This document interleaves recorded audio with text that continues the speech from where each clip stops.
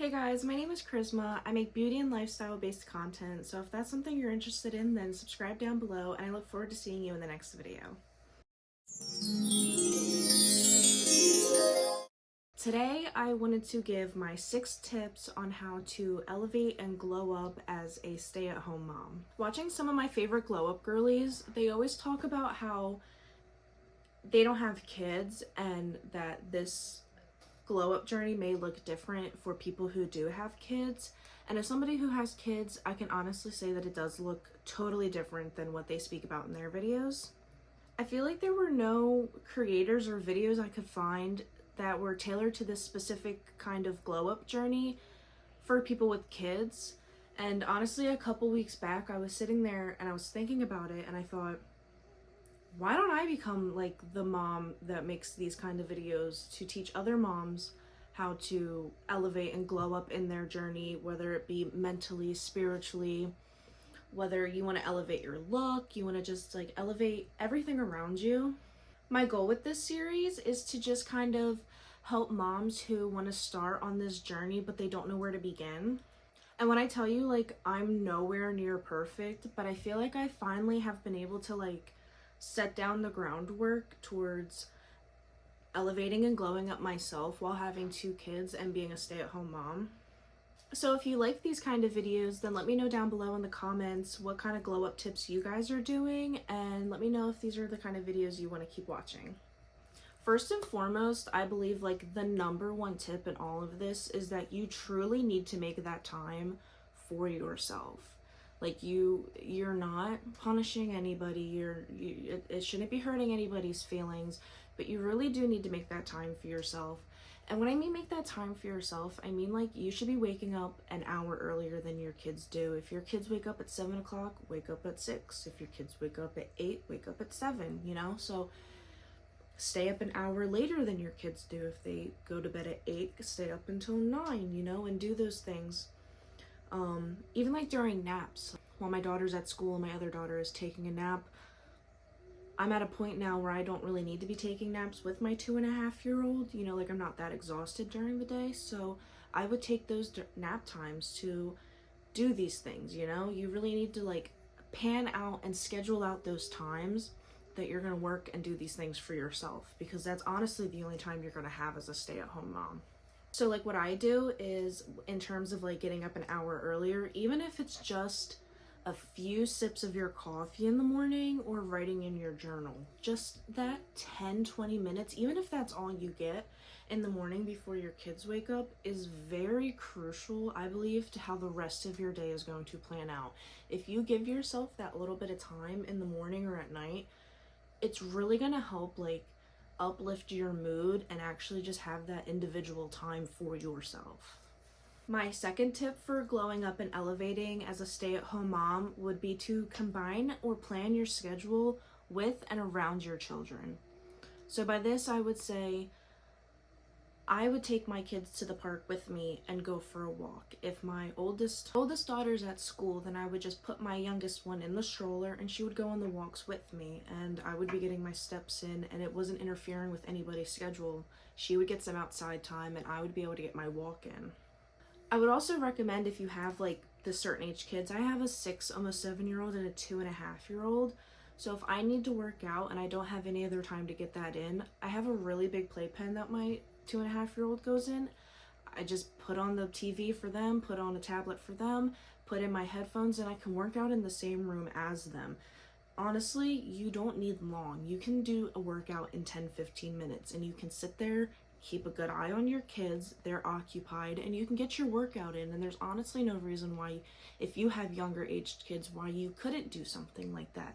It's only 10-15 minutes. I'm sure you can get through it. But I really believe that combining and planning your schedule with your children and alongside the things that they need to do during the day really help that you both, no one's needs are being neglected and you're able to do both things at the same exact time. The third tip I have for that glow up and elevation as a stay-at-home mom would to be weekly meal planning and meal prepping. Not only will it save you money planning out your groceries and using the things that you know you're buying, but it also helps save a lot of time. And honestly, that's like one of the most important aspects of this whole thing, is that you're really trying to save and make time for yourself. So if by setting out a day or two to figure out what groceries you need for the week and what meals to make for the week, really helps cut into the time to be able to make more time for yourself. Do you get what I'm saying? So things that I do that help cut back on time are having a crock pot. When I say having a crock pot is like the BFF you never knew you needed, I mean it. When I tell you I use my crock pot almost every day, now granted I do make a lot of chicken-based meals, but I use my crock pot almost every single day. And when I tell you, it's been so nice not having to think about when to make dinner, prepping for dinner. You just throw everything in one crock pot and you turn it on and you don't have to think about it until it's done. I would also recommend saving or writing down staple meals that you know your family really enjoy, so that when you're in those days when you're in a rut and you forgot to plan something for dinner, you know that there's these meals that don't take too long that your family likes, and you should be able to find all the ingredients easily because it's staple stuff that you know your family will enjoy. The fourth tip I have in your glow up journey is to journal. And let me tell you, I was always very skeptical of the journaling. I dabbled in journaling, and it was very back and forth. It was a love-hate relationship with me and journaling for a while. But the more that I did it and the more consistently I did it morning and night, the more I have found that, like I said, when you only have maybe those 10-20 minutes in the morning to yourself, take that time to journal. Anything that's been in your head, whether you want to write down in a notebook or in a guided journal, getting all of those thoughts out first thing in the morning and right before you go to bed, honestly, when I say it lifts like a weight off of your shoulders as a mom, it's just like one less thing thank you, it is one less thing I have to think about before I go to bed or as soon as I wake up.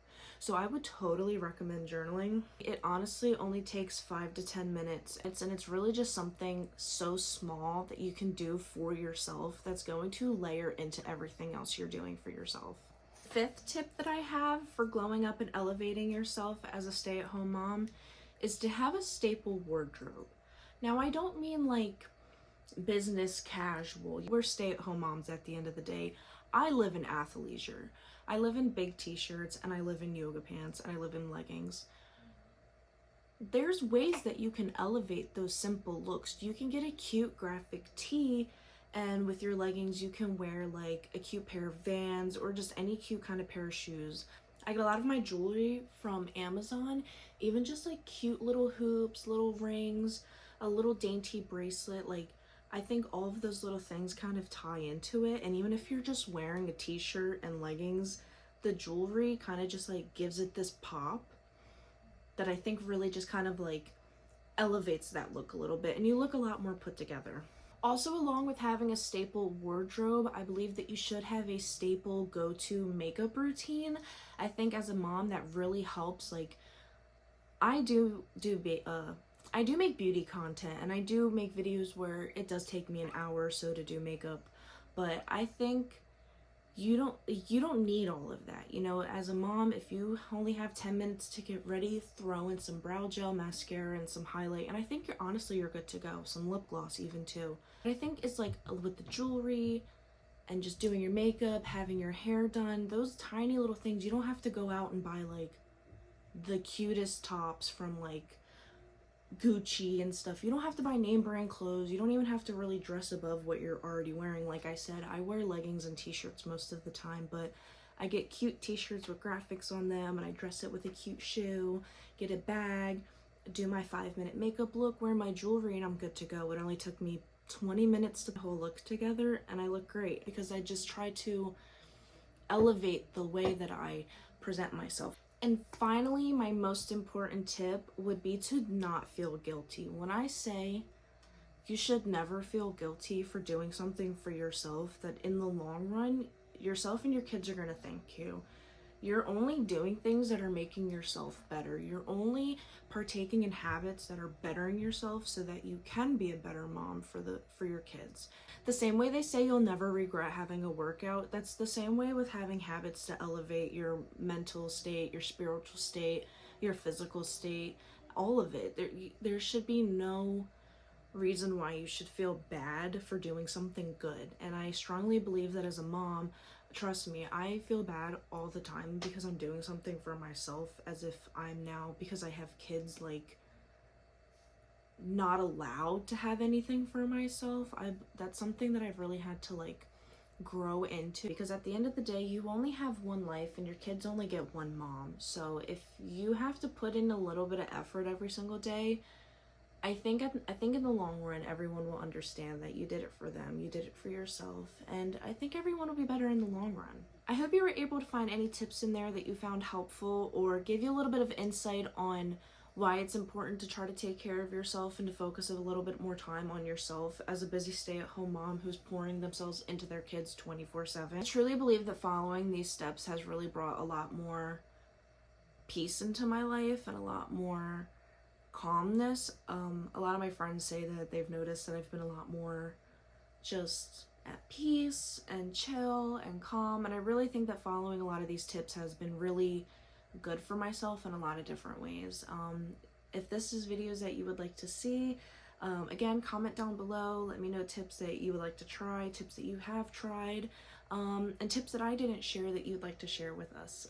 Thank you so much, and I can't wait to see you guys in the next video. Bye.